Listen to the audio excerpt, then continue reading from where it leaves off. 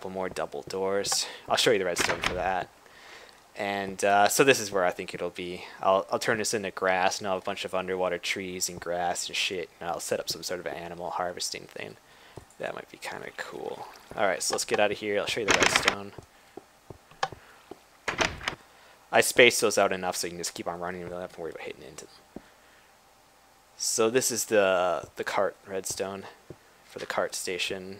And like I said, I should put a fucking torch. I don't like how dark this is.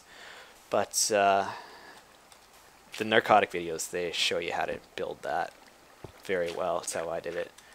And this is the part for the doors right down here. So I will start.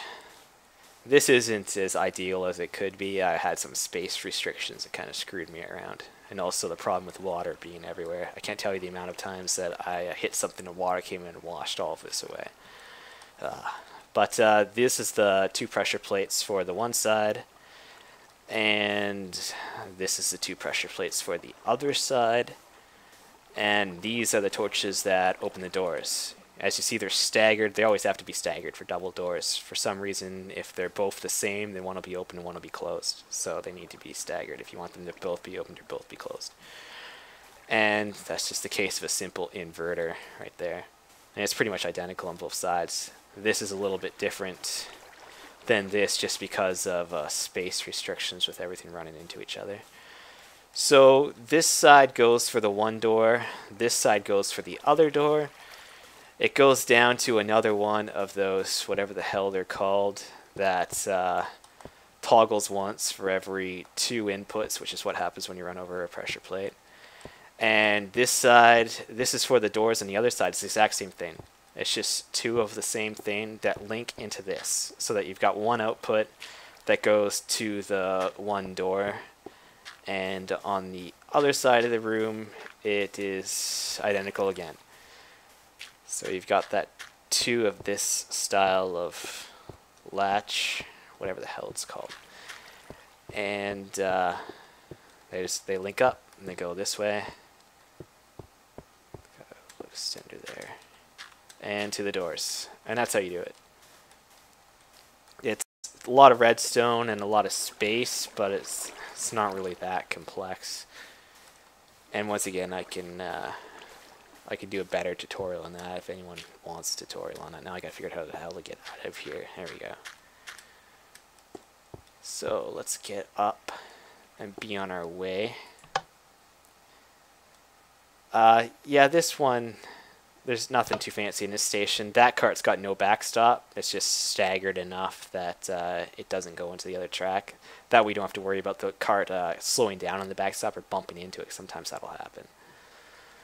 So this launches you off through some water, and then you land down and that happens. You pick up this booster cart. Ah, fuck, it's hard. But it comes back down and it boosts you again. This part is, I don't know, not quite yet. So it kind of makes you think you're going to be going that way, but then it just drops you right down. And I might have to build some sort of barrier down there in case something ever gets in the water. So this is the scary part. It freaks me out every single time. I'm afraid to go AFK. So it's going to do me to the lava, and fuck. The last possible second, the track switches so that I don't go into the lava. And yes, while I was building that, I did go into the lava, and I lost everything. So yeah, there's no way out of that room. You're fucked if you go in there. And I'll show you how that works. I'll just stop the video once I'm done this part and go back, and I'll go through that. And I'll do the same for this part here. But this is another one where it's going to dump you into the lava. As you can see, I'm going straight for it, but I hit that cart there and it knocks me onto this station. So, fucking pigs. So here it goes. Freedom! I always picture it saying that. I don't know why, it's just what I think.